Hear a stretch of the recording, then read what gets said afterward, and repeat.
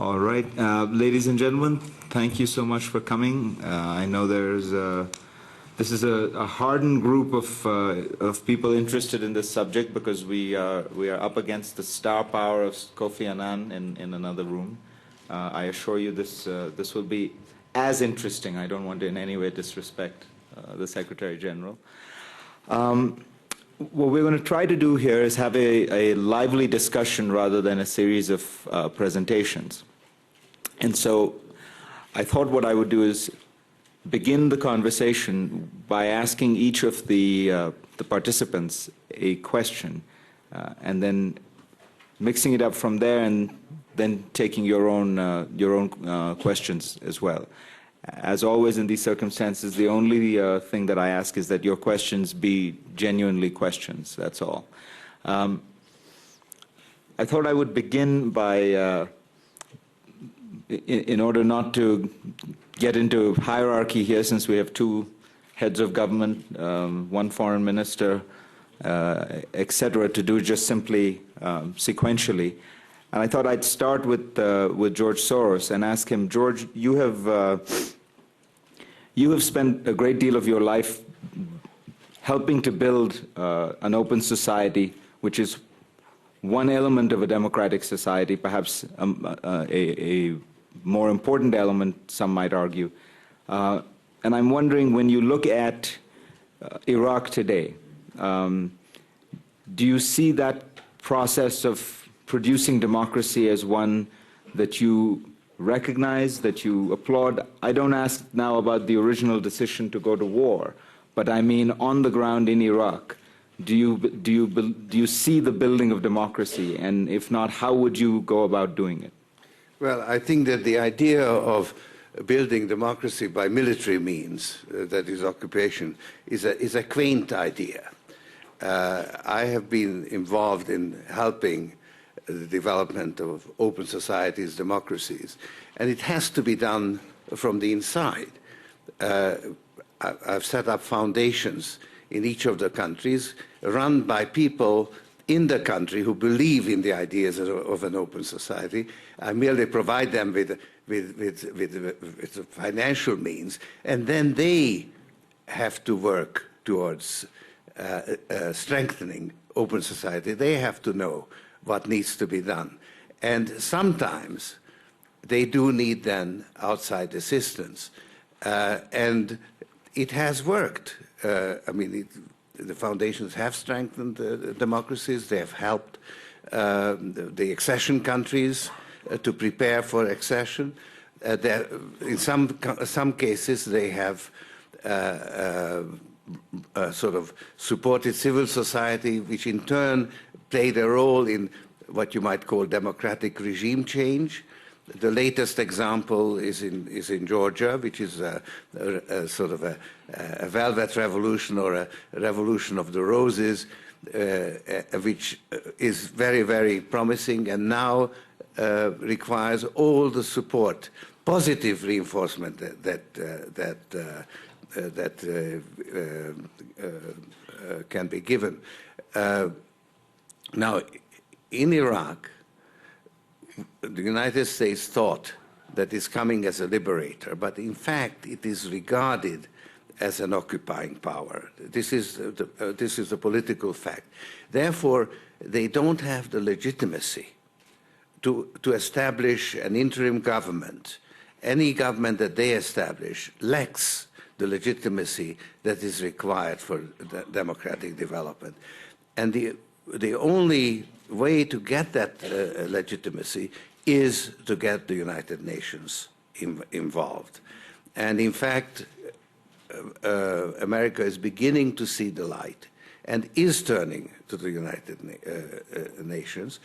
I think the United Nations very rightly insists on having its role clarified. But in the transition towards a democratic regime, you will need the United Nations. I think that has been the experience in Bosnia and Kosovo and East Timor, because I think people sometimes forget that you always have to negotiate with locals, and locals are not always right, and you are not always wrong, but you need legitimacy to negotiate with locals. Otherwise, a group of ambitious local leaders simply say, we have all the authority, because after all, democracy means power to us. And that is the dilemma, it seems to me, the United States is facing in Iraq. One last thing I would say is that if my goal were to spread democracy, Iraq would be the last country that I would use as a demonstration project. Well, let me then jump out of line a little bit and ask Sheikh Hamad, the Deputy Prime Minister of Qatar, Foreign Minister of Qatar. You are trying two things. You are trying to initiate a process of liberalization and democratization at home, but you are also watching, I'm sure with great interest, what is going on in Iraq. How do you read the progress of democracy in Iraq?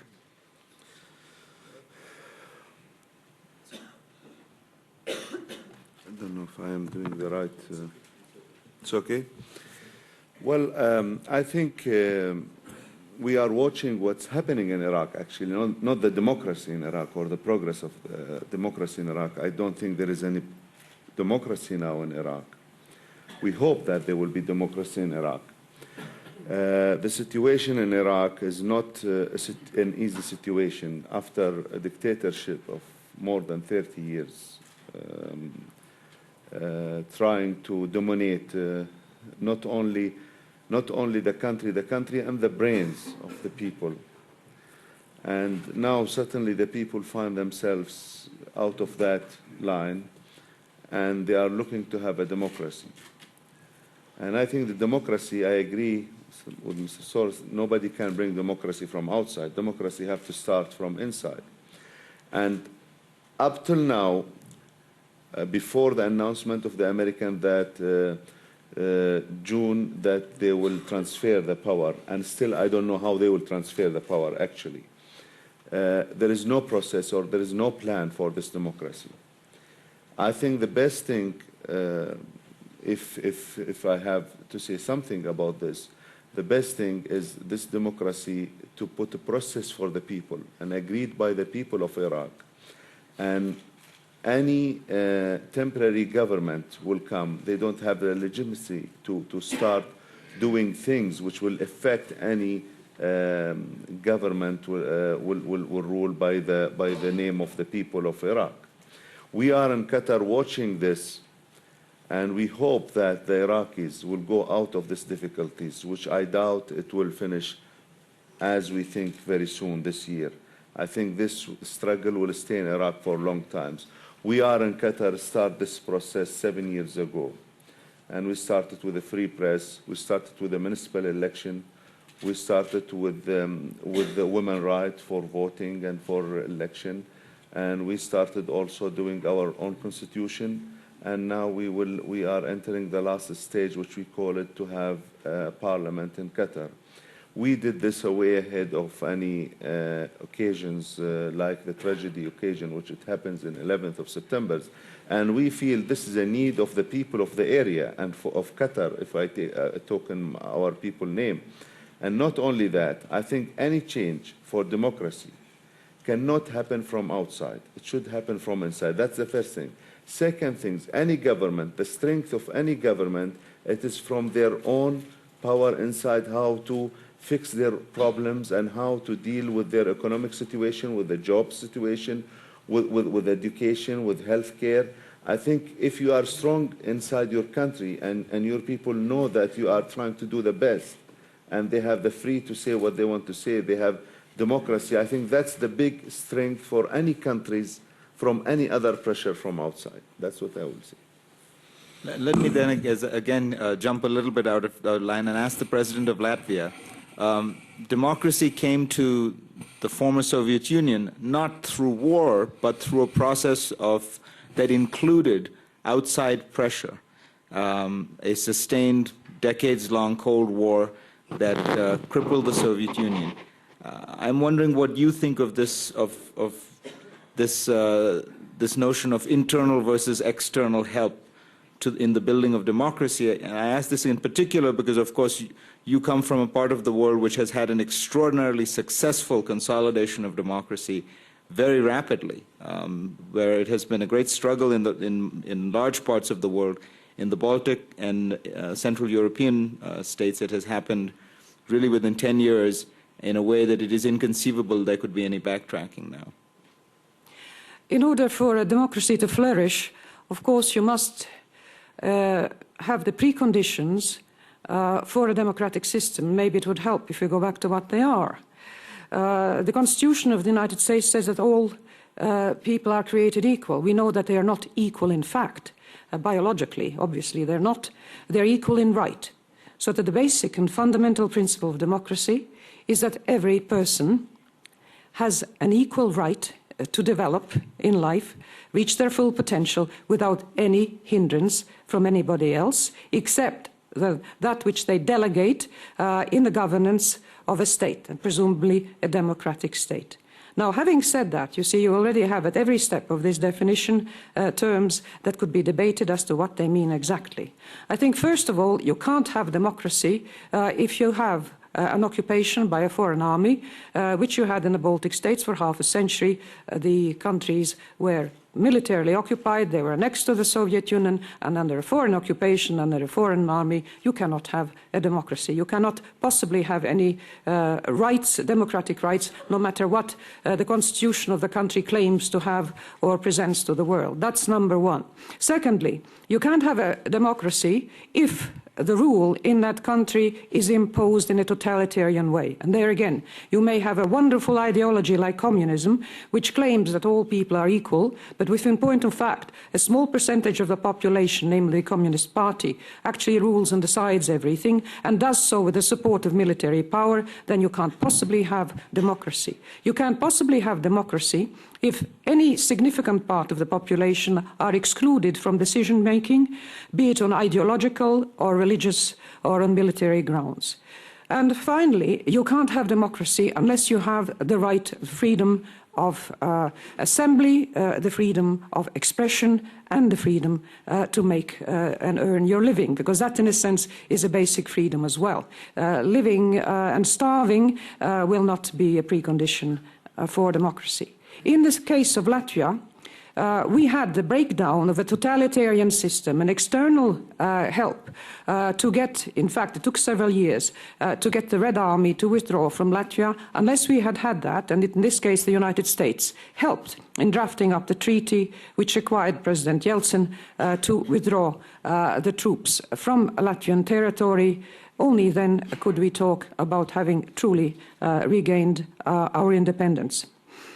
Having the freedom then to decide one's own fate requires the ability to have elections, free elections with a free press that are allowed to express a variety of opinions. And when I say that, of course, everybody realizes that the free press is an ideal, and I don't know of a single place in the world where you have absolute total freedom of the press without ideological bias being expressed by one or another media or in one or another form. But it is a relative thing, and you must have certain absolute necessary preconditions. Having that, then the people really delegate part of their sovereignty and part of their rights to their elected representatives. And here again, you have a great many different interpretations. In all the accepted democratic countries, you have the far right who will claim that the citizens should delegate the minimum amount of responsibility to the central government. This is why in the United States you have people claim you need to have a gun. You have the right to carry a gun because you're not delegating your security to any central government or police force. You want to be able to defend yourself. In other countries, this is completely illegal and you're not allowed to carry a gun. So the interpretations will vary considerably on that. But what has helped in the case of the Baltic states is that the people of Latvia have had experience both of oppression and of freedom, so that they had a deep understanding of what oppression means and a sad experience of what this can mean to their lives and to their families. But they also had an experience of freedom and the striving for freedom.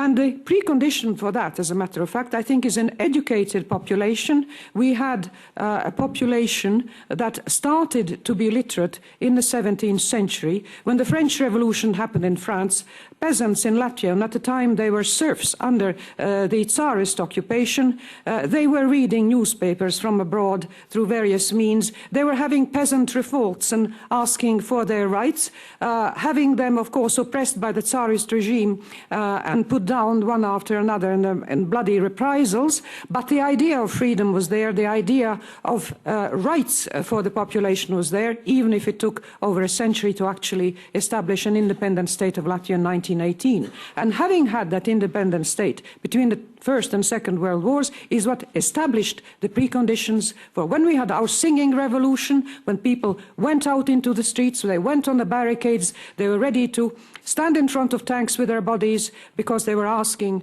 for independence for Latvia and asking for their freedom. At that point then, there was a concept of what freedom is all about. There was a concept of what they were striving for, and there was a concept of what they were willing to pay for it. And what they have paid for it is a lot of their economic security. Many people have gained out of it, a loss of jobs and low pensions and so forth. There is a cost to regaining democracy, and what it then needs to pass the difficult times of transition is to continue to have this faith. And I might say that one element in the establishment of democracy is economic resources and their fair sharing.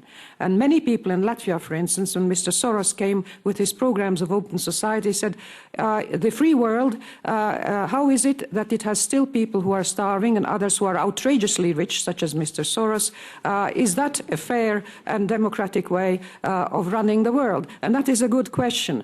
How rich should the rich be allowed to be? How powerful are the powerful allowed to be? How disproportionate are the chances of different human beings allowed to be? I think that's still an open question. I don't think there's a single country in the world that has a fair answer to all of them. Thank you.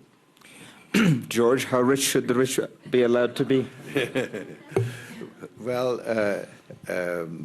I think that the rich should be taxed. I am, for instance, very much in favor of retaining the estate tax, and I think it's quite outrageous that it's now called the death tax, and it's about to be abandoned in America. I think it will have a very negative effect in America because it will create a hereditary plutocracy, as opposed to now when people, most of the people, or many of them, there's at least a concept that the people who are rich have made that money. So there is a much greater tolerance towards wealth creation, much greater, no, more than tolerance, desire for wealth creation in America. It's one of the positive things that have made America so successful. And if you don't tax, and certainly don't tax at death, then you have a traditional wealth that accumulates by itself without skill. And then you have a great resentment of wealth in the aristocracy. This is the situation in Europe and in Latin America. Let me ask the President of Senegal, His Excellency, to tell us an answer to a somewhat frank question, which is why has it been so difficult for democracy to flourish and consolidate itself in Africa? It is a puzzle, I think, to many from the outside, and it leads to varieties of explanations. But what I would love to do is hear from somebody who is on the inside, struggling himself. What do you think explains Africa's challenges? Je vous remercie. Je vais essayer d'être extrêmement précis. Mais vous me demandez de répondre à une question que je me suis posée pendant longtemps. Je voudrais vous rappeler que j'ai fait 26 ans dans l'opposition. 26 ans dans l'opposition. En luttant contre un gouvernement qui avait tous les pouvoirs, qui avait toutes les apparences de la démocratie, qui faisait des élections truquées, mais soutenu par les pays étrangers. Moi, j'étais donc isolé. Et j'avais toujours les masses avec moi. certains d'entre vous peut-être se souviennent, il m'est arrivé de rentrer au Sénégal, après quelques mois d'absence, et d'être reçu par 1 million de personnes qui disent au palais, au palais, au palais. Je pouvais prendre le palais plusieurs fois, je ne l'ai jamais fait. J'ai préféré arriver au pouvoir par les urnes. Et c'est ce qui est arrivé. Donc la démocratie, ce n'est pas une chose facile. Je voudrais, ma deuxième remarque, c'est que la démocratie n'est pas une question de race. Les dictatures dont on parlait tout à l'heure ne sont pas des Noirs. Le Portugal a vécu dans la dictature je ne sais combien de temps. Mais aujourd'hui, c'est un pays démocratique.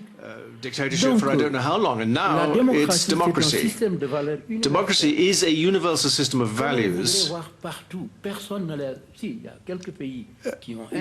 Of course, there are certain countries which invented certain elements of democracy. In 1879 in France, of course, in 1776 in the United States, it is Magna Carta in England. So there were ideas which crystallized around these key dates in order to institutionalize democratic relations within society. And we draw upon that as our inspiration. That's what we look to. All we want is a system of democracy like in France, like in the United States, or like in Switzerland. That is our aim. All right. Well, what are the difficulties in Africa? It is that Africa, the African peoples, I'm talking about peoples here. Each individual, each people wants freedom. Every people would like to be represented by somebody whom they have chosen, be they president or deputies. Unfortunately, we have been too much dependent, and that dependency still exists. I don't say it exists everywhere, but it does still exist. So that the will of the people is often frustrated by external elements. You've asked me to speak frankly. Around us in Africa, there are regimes where the president was elected not long ago, and everybody knows that there was no election, and the result, what is the result? The result is that these regimes are supported from the outside. It's easy for a president in office who has all the resources available to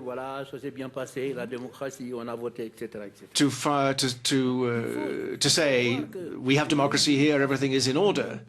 But the African regimes, in reality, the African peoples, in reality, do not actually have the independence which would have enabled them to make their choice of president and to get rid of the president if they weren't happy with him, because that is part of democracy.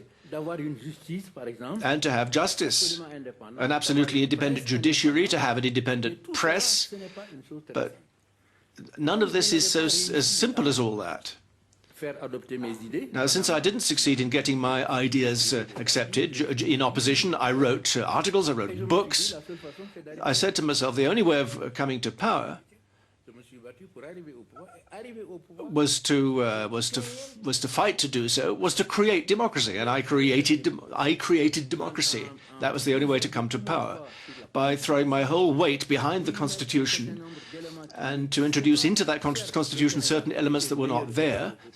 Senegal was better off than certain other countries, but it wasn't yet a democracy. So I put into the Constitution, for example, gender equality, which had only been a theory, the right for women to have property, to have land. That itself was revolutionary. I put gender equality into access to work, equal wages, and so on and so forth. In other words, I was tackling customs like, for example, circumcision, female circumcision, which was accepted, but no longer corresponds to today's realities. So for me, the conclusion is that there is no democracy without Democrats. There's no democracy without Democrats. Now, There are pressures saying if you don't have proper elections, you won't have judiciary, you won't have good governance, and so on, and there won't be any assistance, any aid. So, okay, everybody has elections. You want us to have elections? We have elections. They may be fair and free. They may not be fair and free. You get people coming from outside saying, "You've had some fine elections here. We congratulate you." We had elections in Senegal. Everybody knows that I won. Monday by 6 o'clock in the morning, my adversary was receiving telegrams of congratulation from various countries in the world, having had the elections on the Sunday. And the results were supposed to be announced on Tuesday. The peoples of Africa want democracy. They want freedom. But you have to understand that for that to happen, something must be there. You have to have somebody who is going to say that this or that gentleman has been democratically elected? Who can say that I was democratically elected? You've got public opinion. You've got public opinion, you've got the press. The press is very important. You have civil society. And you've got the major figures, the major personalities of the world who are respected and who can attest, who can bear witness to this or that. So what can you do to help Africa to move towards democracy?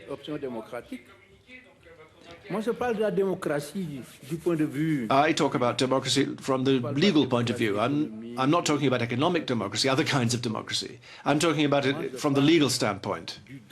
I'm talking about the right of peoples to elect a president who enjoys the majority, because that is the rule adopted. And there is a parliament which represents the people. They can elect a government which can then take decisions. Now, how can Africa be helped?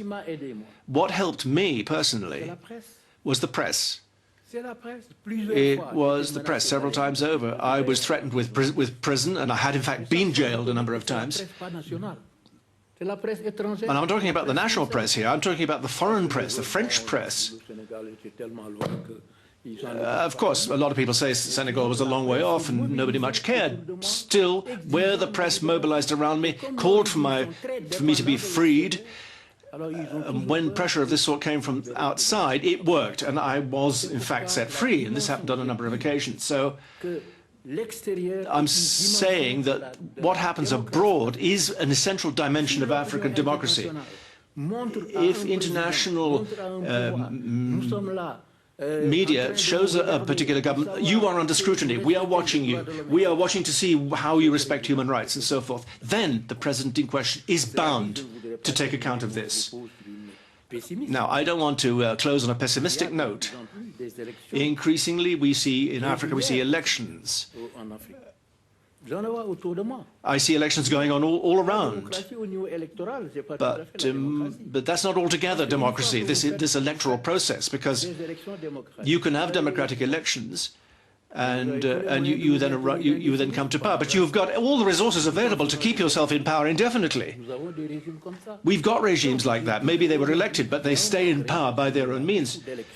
There are lots of elections going on, which take place in normal conditions, the results of which are accepted by all concerned, including the opposition. But there are governments which are confiscated by presidents who may have been elected, but who are then unwilling to move over. And so it is very, very complex, this matter of democracy, and it is essential that there be a free press, because of course you have press which is not free. You have to have, there is press which can be bought. You turn the pages, the pages say, you're the most wonderful man in the world, you're marvelous. But there is a free press, that does exist in some places in the world. There are free men. There are organizations which, like NGOs, which do positive things, which act on the basis of principle. So what we have to do is to bring together all these forces to look very closely at what's going on in Africa and to help the peoples to express their wishes. And the rest will follow. Respect for freedoms and so on and so forth, that will come later. But first of all, the general framework for democracy means that you come to power with the assent of the people. That's the first and the most important thing. Thank you. You speak, Your Excellency, about the role of external help, particularly the media, in holding people accountable, pushing people out of office, helping genuine Democrats into office. What should the outside world do about Mr. Mugabe in Zimbabwe? So you thought this was going to be an intellectual discussion.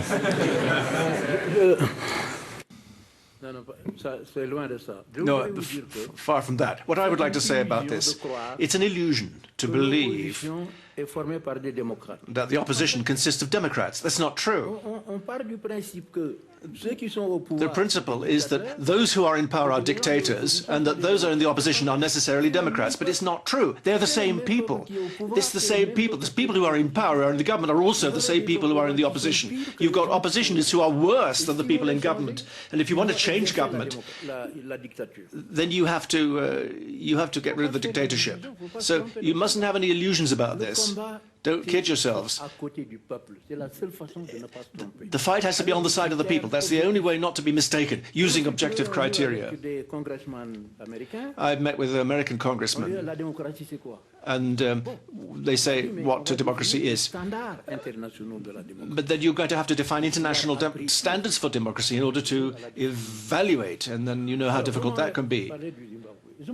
Okay, about Zimbabwe. I have already expressed my views on this problem a number of times, and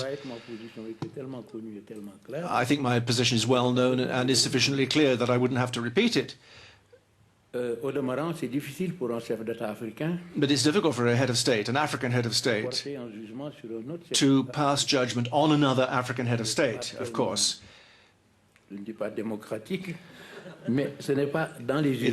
It's not that it's undemocratic, but it's not customary. It's not done normally. I myself am very free. I speak very freely. I speak my mind. And I think Mr. Mugabe is a lawyer.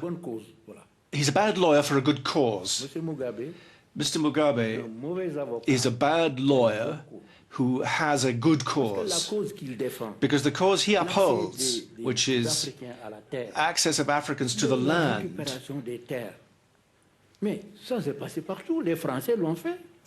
is fine, but it depends how you do it. The French did this. They got rid of the feudal system, for example. They have a colonial past in that country, and the result is that the country is independent, but the land still is in the hands of foreigners. But this isn't the first time we've seen this kind of process taking place in the world. Agrarian revolutions. However, there are democratic means of resolving these disputes. Democratic means. You have discussions. There were discussions with England, for example. I think there was the Manchester Agreement, the Manchester Accord, if I'm not mistaken, where there was to be compensation for the farmers. But I say he was a bad lawyer and a good cause because his idea was to go to the farm, or have his people go to the farms themselves and simply take over. And that's my conception of the ethics of the matter and good manners, if you like, is that if he had said that this situation needs to be changed so that Africans can get access to the land, he would then have carried with him the Democrats like myself. I would have been with him. But I don't agree with the methods. And there were a number of elements in fact. First of all, the people who were in place, the people who were there, they had the option to take nationality or not. In Senegal, we got French people, we got Lebanese, it doesn't matter. So there was the question of nationality, and they had an option to make there. Then there's the problem of equity, fairness, of access to land. Africans who, in the African Union, for example, they could have found peaceful means, peaceful ways, peaceful methods of changing the situation.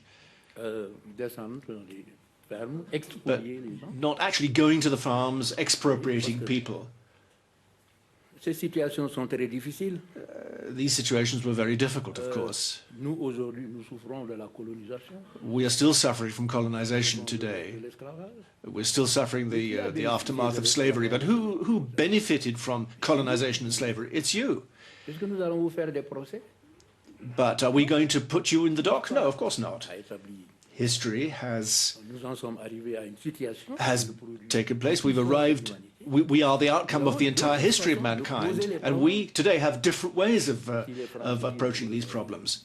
aux Italiens, les Romains. If the French say to the Italians, well, the Romans occupied our country, and so on and so forth, Voilà ce que je veux dire. nobody's going to take that seriously. So that's what I have to say to you Zimbabwe, on the subject of Zimbabwe. ma position est très claire. My position is very clear. J'estime aussi I also think qu'il ne respecte pas les droits de that l'opposition. he doesn't respect the rights of the opposition. Ça fait partie, en tout cas, des systèmes qui posent problème en So- matière de démocratie.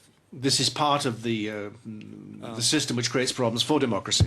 You also raised, Mr. President, the issue of the fact that democracy does not always mean does not always work simply with elections. And I wanted to ask the Secretary General of Amnesty International, Irene, what do you think? How does one negotiate this issue with specific regard to women's rights? And I ask this particularly because one of the things we are beginning to see in the world of Islam is that as there is greater democracy, there is also backtracking on the issue of women's rights. You're beginning to see this in Afghanistan, you're beginning to see this in Iraq.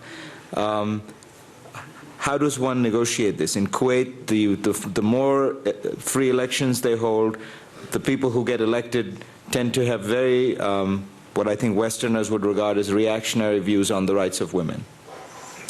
Well, I think from what we've heard, whether in Iraq or Georgia or Zimbabwe, what people want is not just a vote. They also want a voice. And you can't have a voice without human rights. And this is where the President of Latvia is absolutely right. You have to build human rights. And you have to build human rights, equal rights for all, throughout the process of democracy. It's not that you have an election and then decide that at some stage you will have economic development, you will then have democracy, and then you will have human rights coming down the line. And you talked about the rights of women. Well, the women are not being asked whether they would like to have a role in democracy. The men are being asked whether women should be given a role. So you start with a system which is undemocratic, and it perpetuates power, whether it's dictatorship, those who want to hold on to economic or political power, or those who want to hold on and exclude women in the gender struggle, or in the political struggle, or in the economic struggle. Those with vested interest will not give up their interests. So you cannot have democracy without human rights. You have to build it in. You cannot have chocolate mousse without chocolate. You know, it's the same formula here. And when you look at the institutions of democracy, you see how essential human rights is. Human rights is not only about individuals. It's about, it protects individuals, but it builds institutions.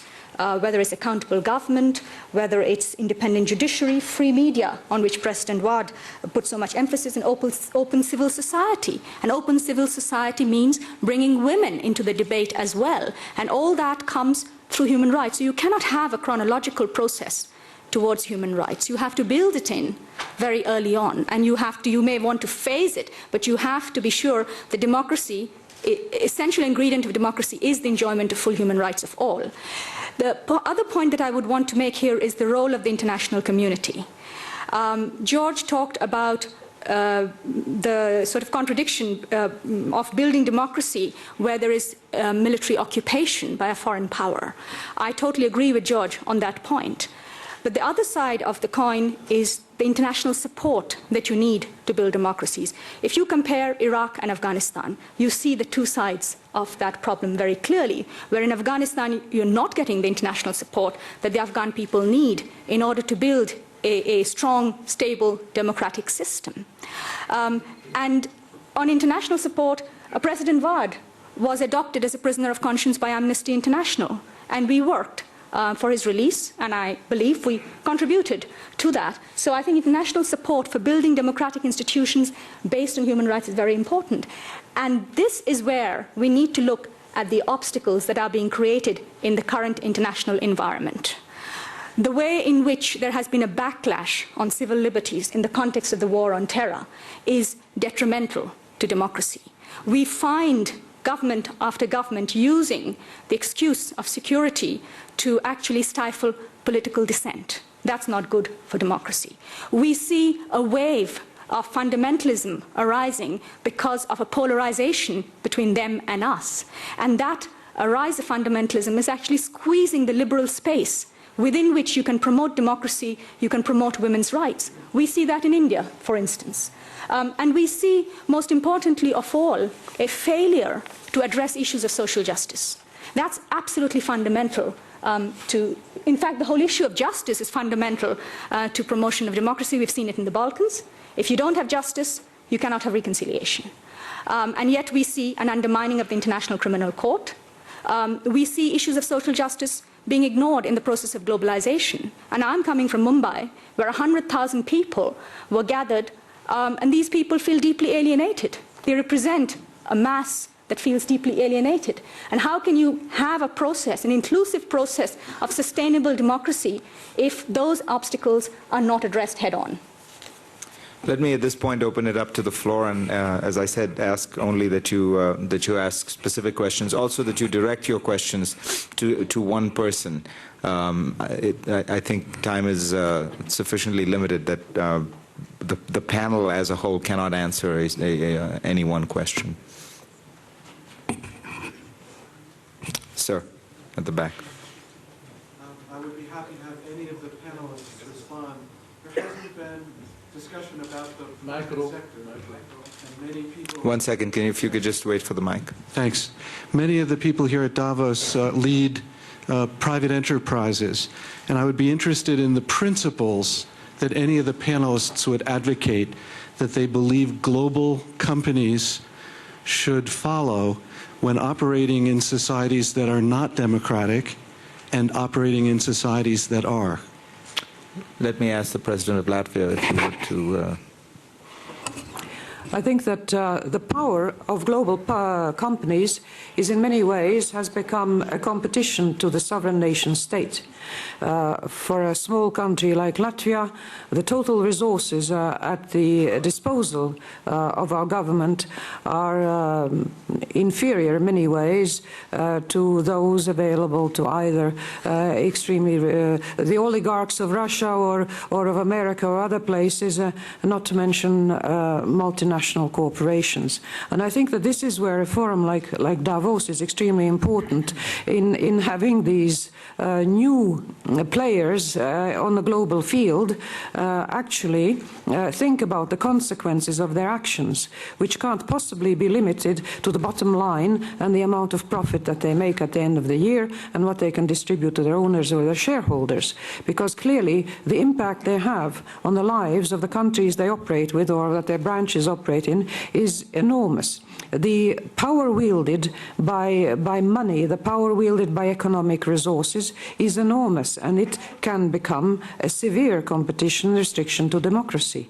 And there, then the corporate responsibility, which often has nobody to account to. The ordinary citizen accounts to their own country, but a multinational corporation, by the very fact of being spread out across the globe, can sort of shift around its funds as well as its responsibilities and avoid responsibility in many ways. And I think this is an issue, something to face for the great industrials of this world, how to operate in a way that is in harmony with the established democratic rights such as we know them from history, which we have very painfully developed over the centuries and which I hope we will continue to develop for some time to come, because let's face it, by no means do we have an ideal situation anywhere in the world today. Ma'am.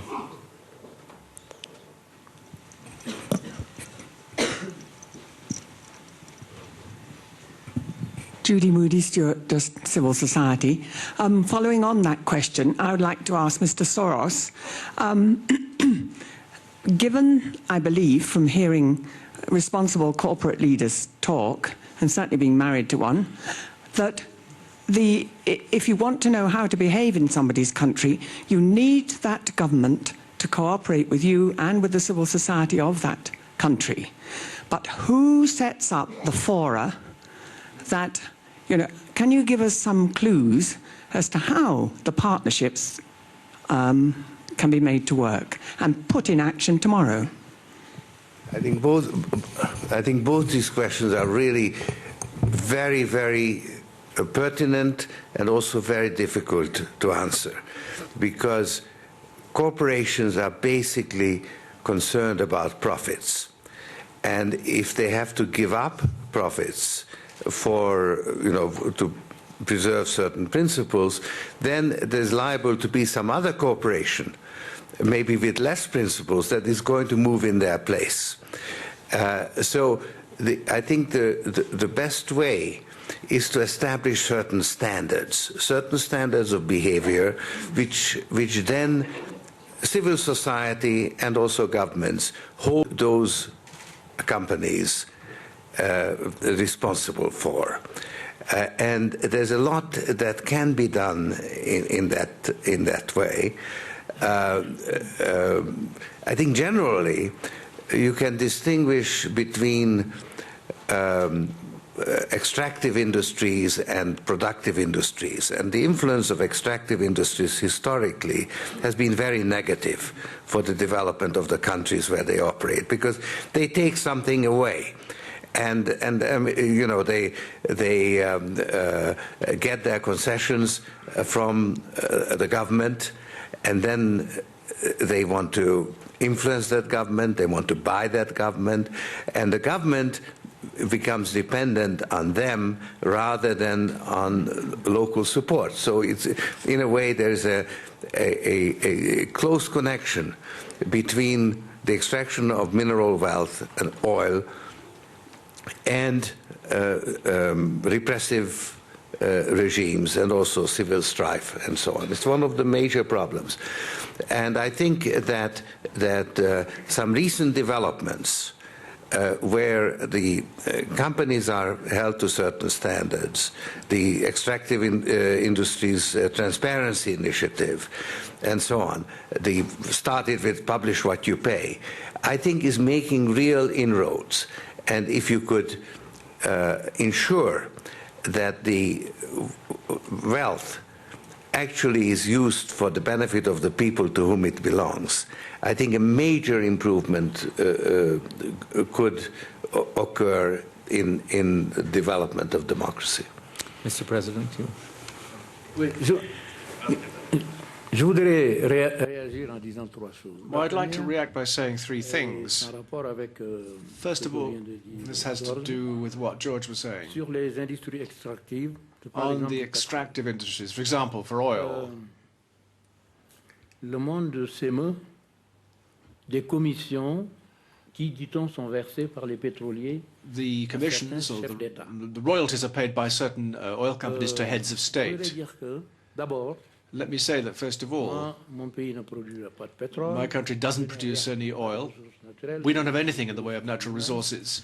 We've got human resources, we've got people who want to work, and I'm not complaining about that, because my country is making more progress.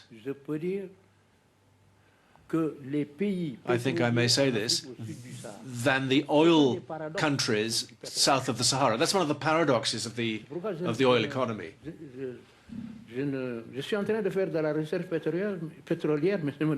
We are looking for oil right now, we're prospecting, but I don't know if that's going to produce anything. But you've got countries with oil and billions of dollars, but they are worse off than Senegal, where we don't have anything much. But bear in mind that I'm talking in African terms, I'm talking as an African leader. You've got the oil companies that pay commissions, and despite the commissions that they pay, they still make profit. Now, if you institute a system of international transparency through the activities of the World Bank or England, the reference to which was made by George Soros, then the commission payments will stop. But where do they go? That's the problem. alors qu'elle avait son bénéfice tout en payant la commission. At a time when the oil companies, they still make profit despite having paid commission. Aux politiques. Mais je pense que cette commission doit être prélevée. I think the commission should be levied and invested in education rather than being paid to politicians. I've always defended the idea that extractive industries and the revenues derived from extractive industries should not be spent on consumption by the present generation, because that isn't fair. The mineral resources of a country belong to the entire people, past, present and future, and the only way to transmit to future generations their fair share of the profits of the extractive industries is by investing in education and in human resources. That's the only thing which can be transmitted to subsequent generations. We don't have the right to consume everything today. That's a position which I've upheld even when I was not yet in power. And if it does turn out that we have oil, it seems that we are supposed to have oil, I shall apply that principle. The second comment I wanted to make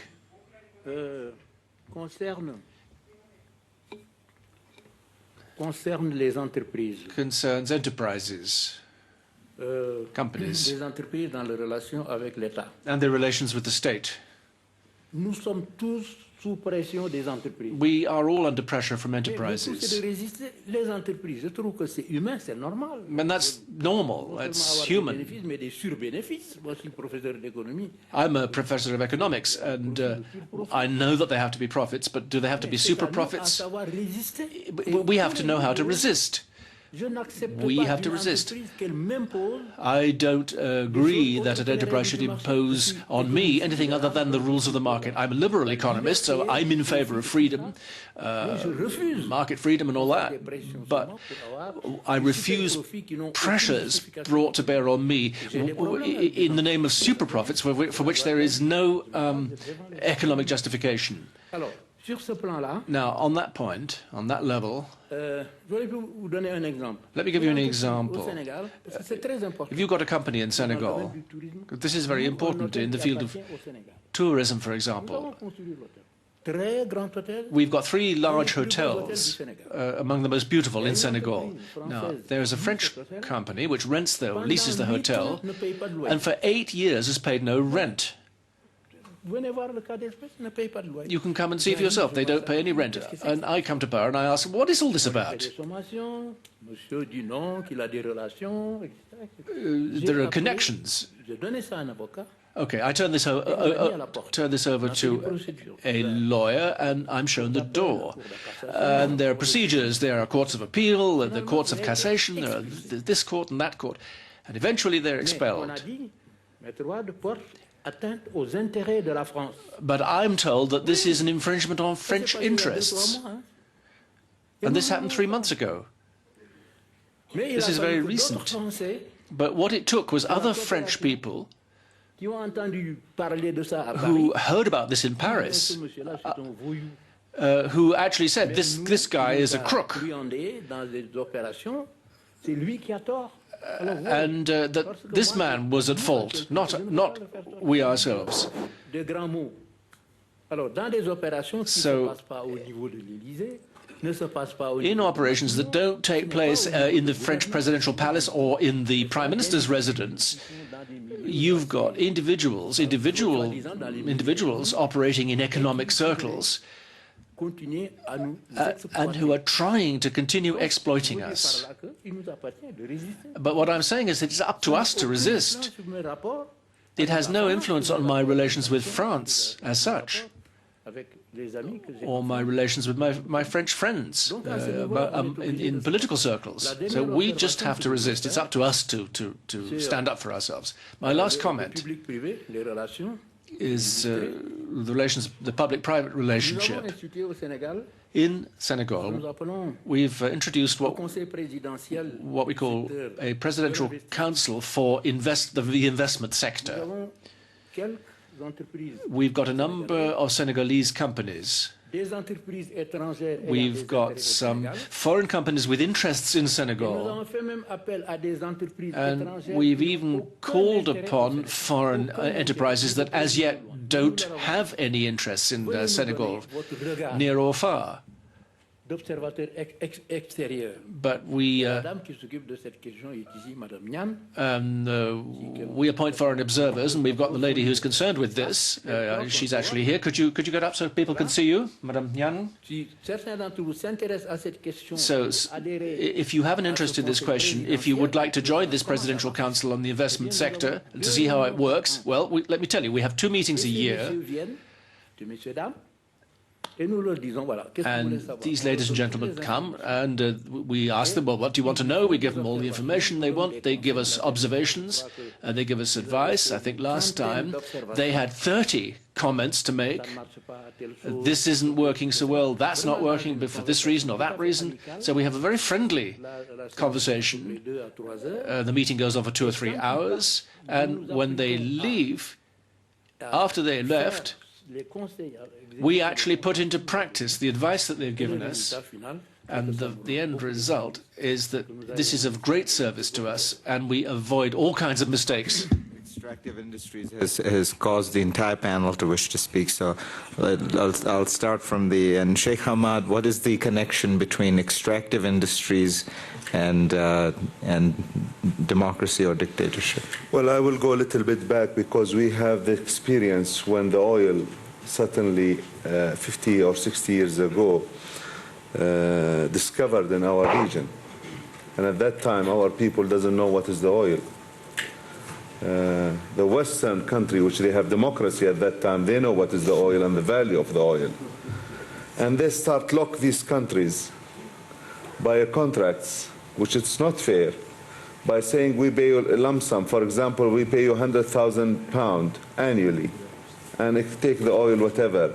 And people doesn't know, of course, about these things. So they start accepting. From having nothing to have a £100,000 annually, that's very good, excellent.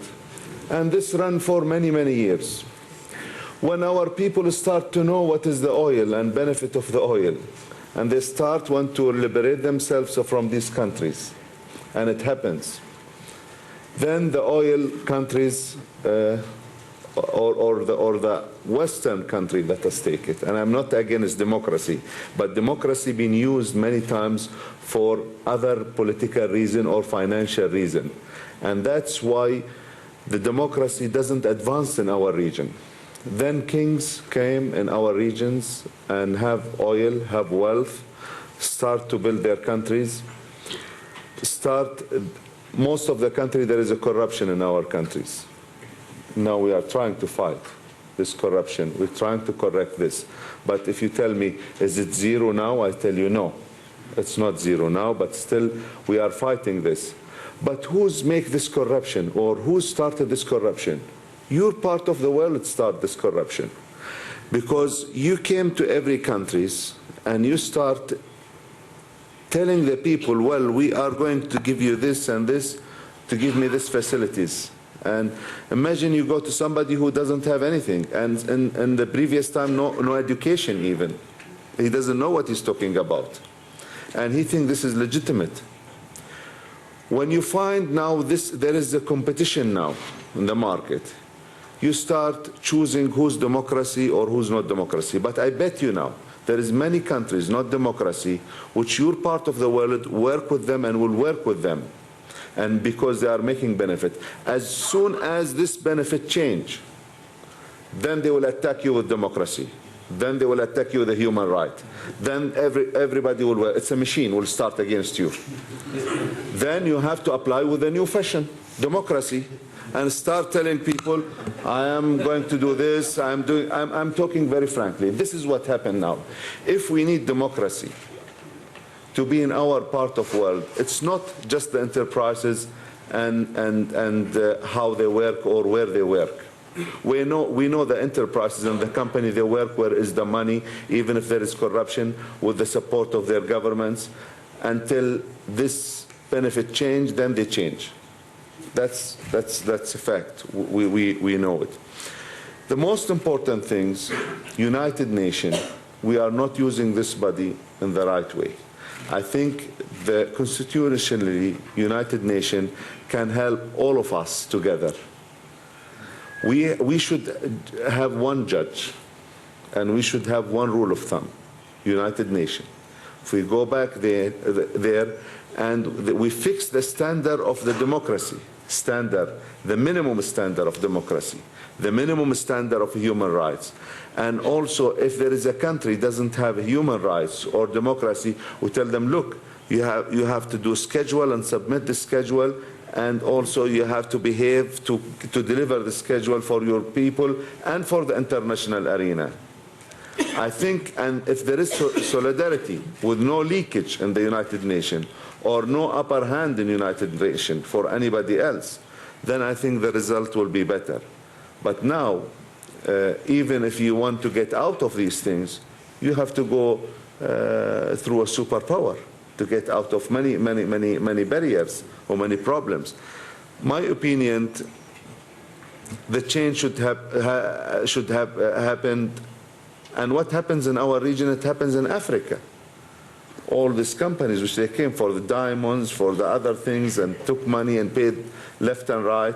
And now, when there is other people trying to start this process again, they start finding another process to say, wait, we know who's dominating this business, for example. That's another subject. I think the best thing, the change have to happen from inside, and the international arena have to take one decision, whose will be accepted in the international arena and who's not been accepted because he's not doing so. And I think this is the only standard. Otherwise, it will be a vicious circle. Every day we choose a new standard for democracy. And this democracy will be chosen, definitely up to my knowledge, according to the benefits of the country, the big countries.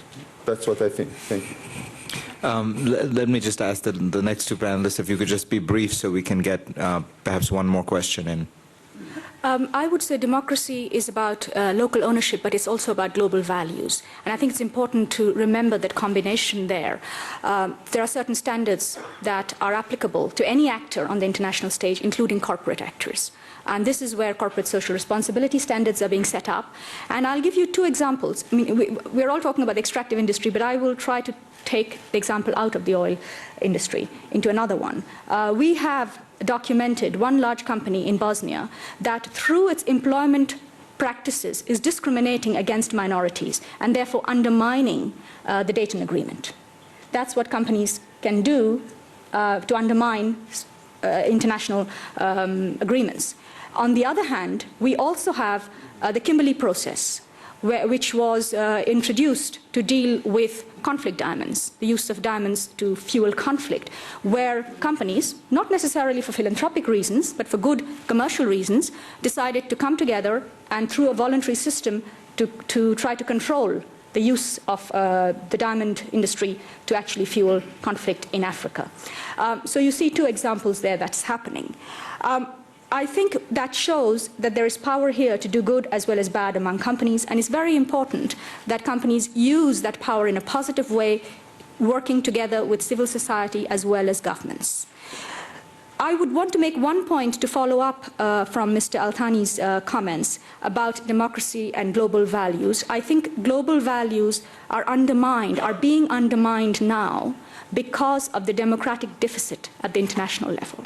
You cannot promote democracy at the national level and undermine democracy at the international level. You cannot promote human rights internationally and undermine them nationally. There has to be a consistency between the national and the international. So when you have the most powerful government in the world saying, we can turn back on a democratic multilateral system because the outcome doesn't suit us, then I'm sure the impact of that is felt right throughout the system, and that's a major setback on democracy. It's a major setback for human rights. Madam President. A few words about what corporations can do. Number one, what they can do is not pay bribes to officials. No matter at what level. It's very elementary and it's easy to do. If you want your company to win a tender as opposed to somebody else, and you know it takes a bribe, you have the choice not to pay the bribe. It would be enormously helpful, I think, worldwide, if serious companies did not offer bribes at whatever level. Continuing in that vein, I think that supporting countries with known oppressive regimes should be a corporate no-no for everybody who takes himself seriously. And I think that I take the point of Sheikh Al-Thani that the United Nations should set up these standards. We do have these standards. If a regime is using military force to maintain itself in power, then that should be a no-no, and people should not do business with them. If they are using the money received from the corporate transactions to buy arms and to foster civil war on their territory, then they should not have corporate support, even if the commodities such as petroleum or diamonds is a very desirable and a very profitable one. If a country promotes brutal treatment of women, never mind equality before the law, then one should not do business in that country, and so on down the line, following the most basic, the most elementary principles on which we do have agreement. Because otherwise, if we think of the United Nations as a body where each country is represented, then let us not forget that at the moment there are any number of them where the vote would come from somebody who is, in fact, the embodiment of totalitarian power and injustice and inhumanity. So that it's the principles of the United Nations that we should be following, rather than having each time, I think, to take a vote, because I would have some doubts about the legitimacy of some of these participants. George, you said you wanted one word. I just wanted to say one word about the role of civil society in this field, because you know the diamond industry has now taken measures because they were threatened by the concept of conflict diamonds that would really diminish the value of diamonds. So it was self-interest that guided the corporations. And even the most progressive companies, like for instance British Petroleum is really leading the way among oil companies. But the president of British Petroleum says, I'm doing it for the sake of the shareholders. And what he does for the sake of the shareholders is very much influenced by how public opinion, world public opinion behaves. So I see this field a very, very promising field where a lot of progress can be made, is already being made, and I think I see a lot of positive developments coming. Let me try and make sure I get somebody who has not the back there.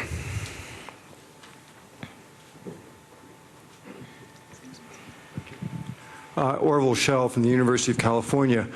I wonder what the posture of the outside world should be towards a country that is not a failed state, has a very robust economy, tremendously enticing investment possibilities, and of course I allude to China. How does one carry out some of the principles which you've been discussing here today in relation to a country like that? Madam Prime Minister. China is precisely the country that I was thinking of, and it's visibly absent from this forum. I think that in the future that would be a great improvement if China was present here. We remember the days when China was an extremely oppressive system, and when on principle and ideological grounds the democratic countries literally do not even have dialogue with China. The interesting thing that's happening in China is that ideology has not changed, but the economy has. And by allowing increasing degrees of free enterprise, in many ways, the single-party rule of the Communist Party in China has become less totalitarian than it was before, and giving more freedom to its people. And the interesting thing as well is that the I think the average level of prosperity in China has improved in the process.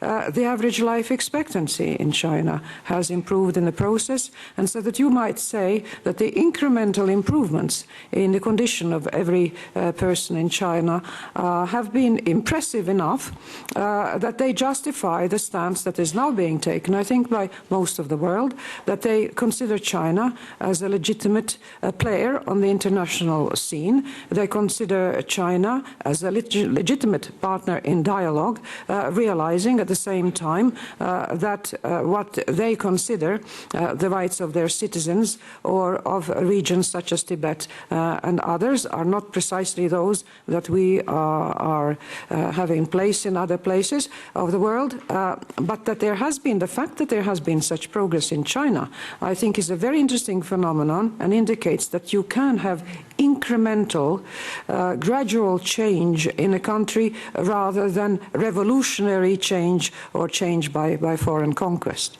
But I think that sure, very briefly. George was making is also very important, and I would apply that to China. Now, in China, what you didn't mention, Madam President, was the situation of the Uyghur Muslims. You didn't mention that China has the highest number of executions. You didn't mention that in China people have been executed for downloading information from the internet. Now, these trends, one has to keep the pressure on the Chinese government in all the trade negotiations. And what we fear is that the commerce and profit are sometimes overriding the discussions about other issues. And that's where I think civil society has a role to keep the pressure outside China on our respective governments and our respective corporations to make sure that there is pressure then felt in the commercial discussions that go on with China and the West.